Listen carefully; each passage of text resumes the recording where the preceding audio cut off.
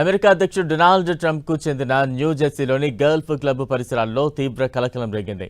అధ్యక్షుడు ట్రంప్ అక్కడ విడిది చేసిన సమయంలోనే విమాన నిషేధిత ప్రాంతంలోకి అనుమతి లేకుండా 2 వేర్వేరు చిన్న విమానాలు చొరబడ్డాయి. దీంతో అమెరికా వైమానిక రక్షణ సంస్థకు చెందిన F-16 యుద్ధ విమానాలు రంగంలోకి దిగి వాటిని వెంటాడి అడ్డుకున్నాయి. మధ్యాహ్నం 12:30 సమయంలో నిబంధనలను ఉల్లంఘిస్తూ ఓ విమానం నిషేధిత వైమానిక పరిధిలోకి ప్రవేశించింది. దీనిని అడ్డుకున్న కొద్దిసేపటికే మధ్యాహ్నం 1:40 మరో చిన్న విమానం కూడా అదే ప్రాంతంలోకి దూసుకొచ్చింది.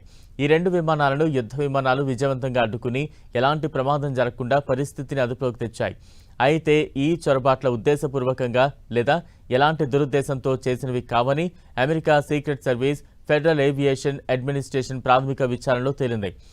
పైలట్లు తమ విమాన మార్గంలోని తాత్కాలిక ఆంక్షలను గమనించకపోవడం వల్లే ఈ పొరపాటు జరిగినట్లు తేల్చారు. భద్రతా ఉల్లంఘనకు పాల్పడిన 2 పైలట్లను FAA అధికారులు అదుపులోకి తీసుకుని విచారిస్తున్నారు.